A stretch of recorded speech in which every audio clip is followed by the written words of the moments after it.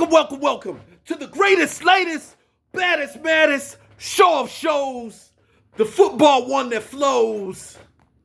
Welcome once again to the Washington Commanders football show. I am your host, Football Freddy, and we're back once again with another episode. And this week we're going to be talking about the NFL draft. That, yes, my friends, the 3-day event just ended on Saturday, the NFL draft. So we're going to go over the Washington Commanders NFL draft. They had 5 picks this year. And what I will say, I'm gonna go ahead, fans. I'm going to go ahead and give it a grade on next week's segment.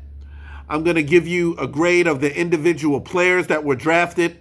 But I'm going to go ahead and give you an overall grade of what I thought the draft was, and I'm going to give it an A-.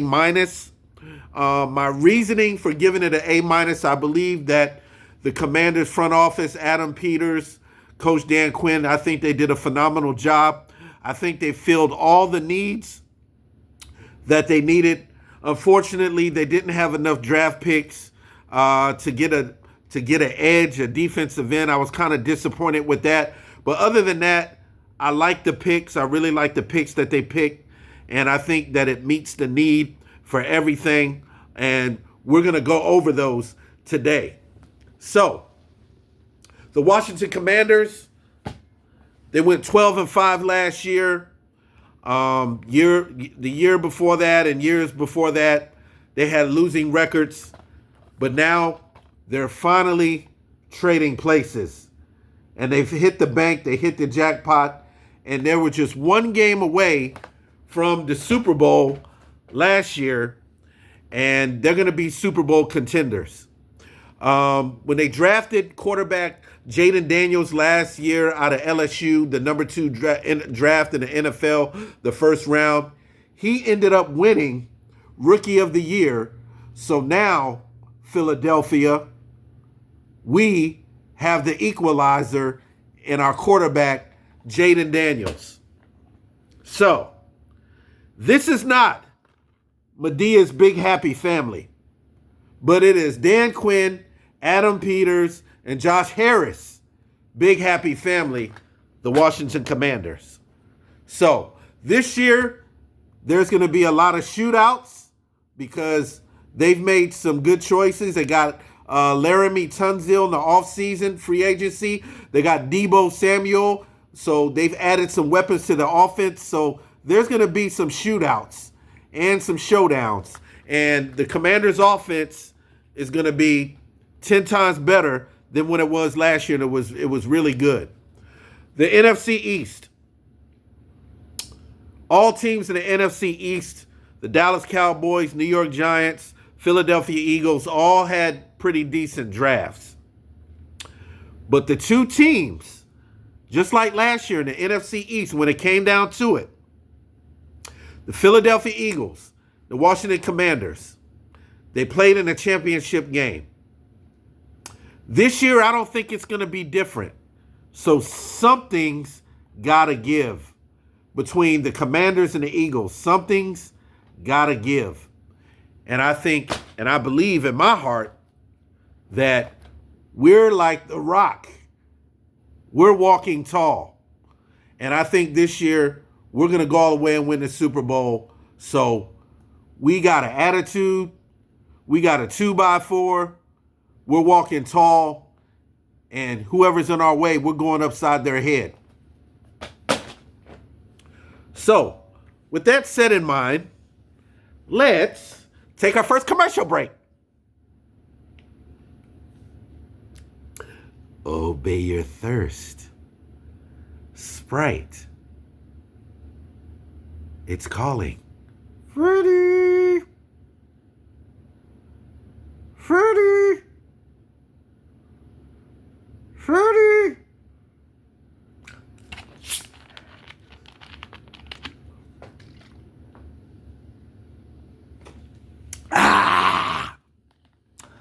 Obey your thirst. Brought to you by Sprite. Now back to our program. I want to give a shout out This is my third show, and I'd like to give a shout out. Want to give a shout out to my lovely wife, my baby, Kim. I love you. Want to give a shout out to the woman that gave me birth, my mom. Mom, I love you. I miss you. Can't wait to see you. Give a shout out to my mom. Give a shout out to my sis. What's up? Give a shout out to my nephews, Rocco, Xavier, Alicia. Give a shout out, Caitlin, Joe, John. What's up? Just wanted to give a few shout outs before we go on. Now, facts, history, and news. Latest news. The Washington Commanders are paying, I believe it's so, $2.7 billion for a new stadium.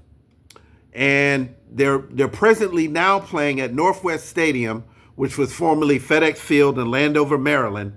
But the Commanders are in the news recently. They are going to pay $2.7 million, if I'm not mistaken, for a new stadium to move back to Washington, D.C., and they're going to remodel and rebuild RFK Stadium, formerly known as Robert F. Kennedy Stadium. And it's pretty much going to be a stadium with a roof, and the seating capacity will be about 65,000. Exactly when they're moving in, I don't know. I don't have that information yet. But as soon as I get further developments in that, I will definitely let you know what's going on in the news for that. So, with that said, let's see. Okay. Question. Facts. Question. What former defensive end became the NFL sacks leader after playing for a different NFL franchise for most of his career? What former defensive end who played for the Redskins later in his career, but earlier in his career, he played for a top franchise? As a matter of fact, this team went to the Super Bowl numerous times. What former defensive end became the NFL sacks leader after playing for a different NFL franchise, but later played for the Redskins for most of his career? And my second question, what other dynamic quarterback was selected second overall in 2012, just like Jaden Daniels was selected second in the first round? What other Washington quarterback was selected in the first round at that same position at number 2 in 2012? What was his name? Okay. So now, let's move on. History. We're going to the history part. And week 4, it was week 4, 1973 at RFK Stadium. I believe it was a Monday night football game between one of the most heated rivalries back in that time, the Washington Redskins against the Dallas Cowboys. And that game was won by the Washington Redskins. They won the game 14-7. Time running out late in the game, the Dallas Cowboys have the football. They're driving. They're passing the ball. They're running the ball. They're getting close to the goal line. About 9 seconds, about 7, 6, 5, 4 seconds left in the game. Roger Staubach drops the pass, throws the ball. It's caught by Walt Garrison, one of the strongest men at that time. He was a running back, and this man was so strong he used to wrestle down bulls. Roger Staubach throws the ball to Walt Garrison, catches it at the 2-yard line, and all of a sudden, Washington safety Ken Houston wraps him up and takes him down in an amazing tackle at the 1 yard line. Time runs out. The Washington Redskins defeat the Dallas Cowboys in a thriller, a last-minute thriller. The final score was 14-7. That was 1973 at RFK Stadium. On a Monday night, the Washington Redskins defeated the Dallas Cowboys in one of the greatest games of their rivalry. All right. So now, let's take another commercial break. Do you have problems when you sleep? Do you wake your spouse? Do they get upset with you? Do you have a snoring problem? Well, if you do, my friends, try Snoradont by DG Health. Snoradont. So, when you have problems snoring, and let's say your spouse is sleeping and you can't stand it anymore and you're pulling your hair out and you can't go to sleep because they're snoring and they're breaking the walls and they're sucking the bricks out of the walls and they're waking the neighbors and the cats and dogs are bellowing and meowing and barking. Get you some DG Health Snoradont.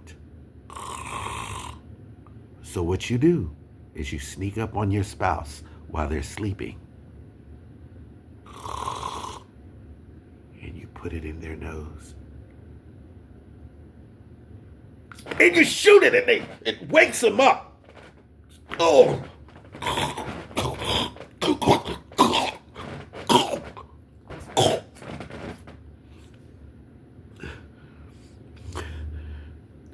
Remedy answered, problem solved. So, try Snoradont. Now, back to the program. All right. Commanders draft picks 2025.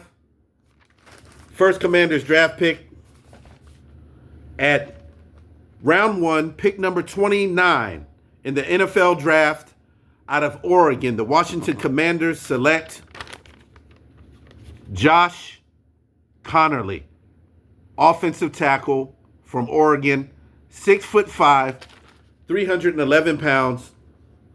Josh Connerly is a big athletic lineman, and he's going to protect Jaden Daniels. They already got Laramie Tunsil in the offseason of free agency as a left tackle. I'm not exactly sure where they're going to put Josh Connerly or if he's going to start, but I believe that he'll be a plug and play. So this gives the Washington Commanders a stronger force at the line of scrimmage. They'll be stronger this year. Sam Cosmi was injured near the end of last year, but he'll be back sometime in October. Brandon Coleman was at right guard. They'll probably rotate him and move him the opposite.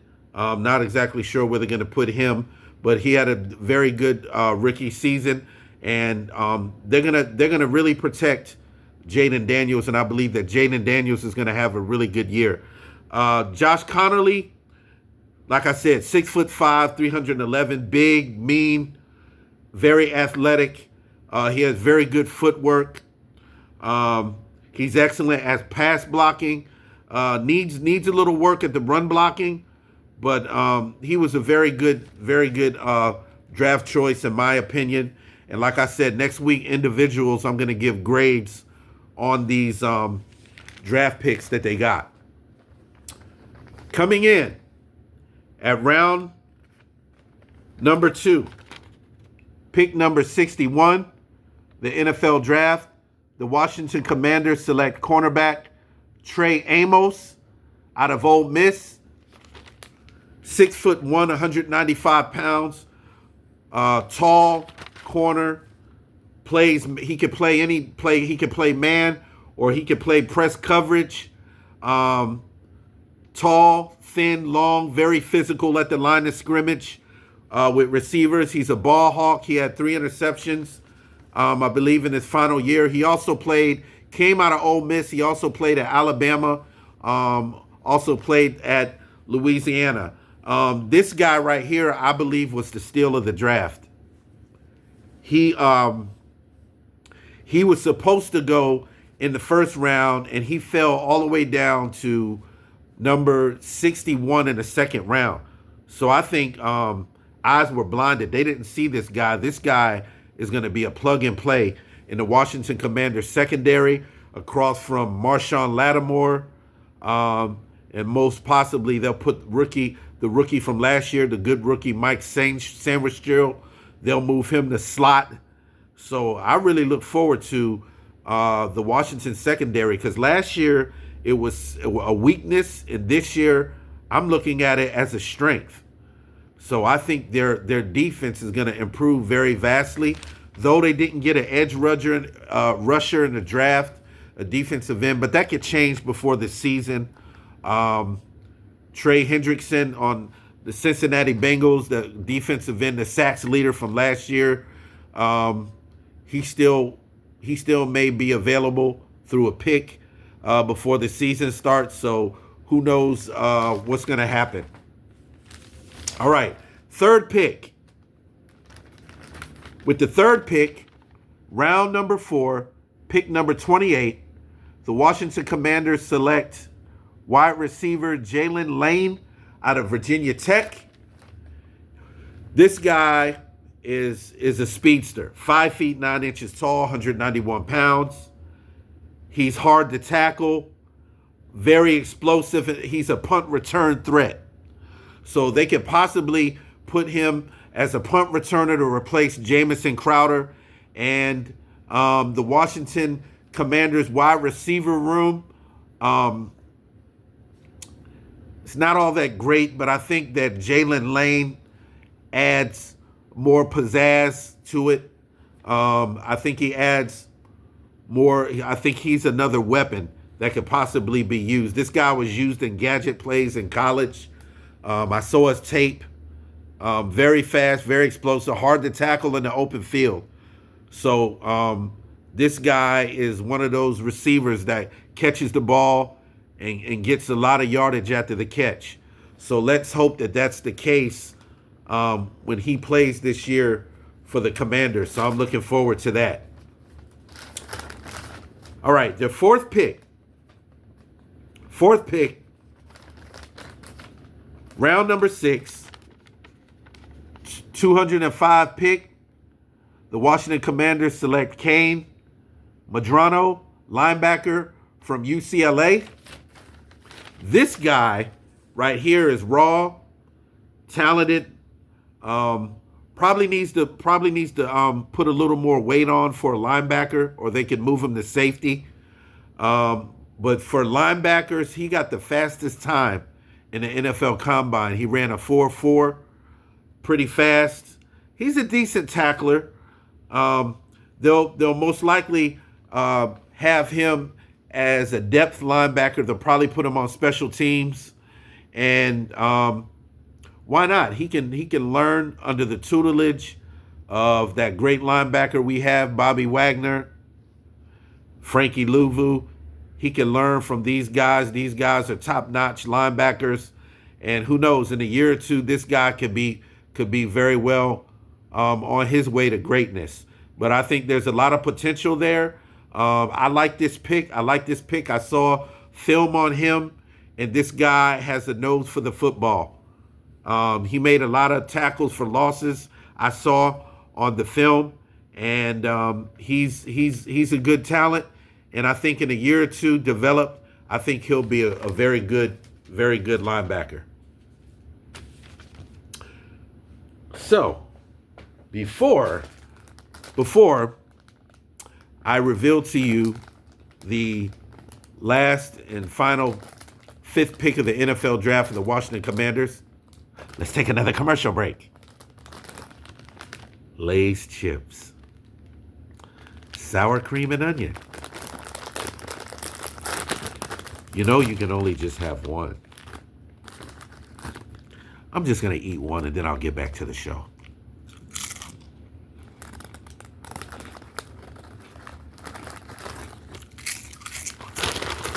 Whoever told that lie, you're going to have just more than one.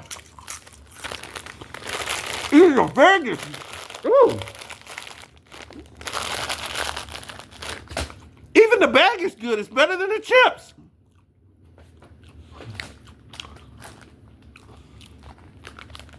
Lay's chips. Not only can you just have one, you'll even eat the bag. All right. Final pick.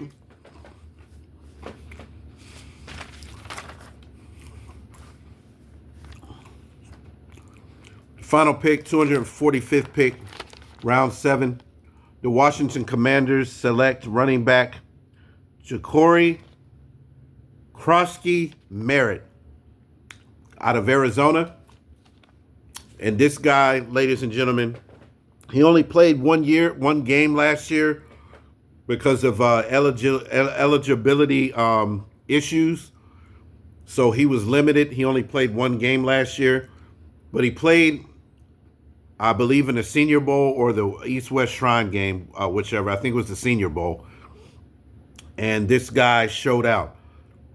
Very explosive runner with the potential of home run hitter, but the potential of breaking it every time he carries the ball.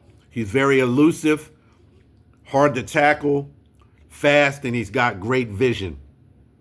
And for a running back, you have to have good vision in order to see the hole, see the cracks in the holes and where to go. So this guy right here, many analysts and many show broadcasters said that this guy said that they actually like the pick, and I like the pick too because I saw him on film. This guy breaks tackles.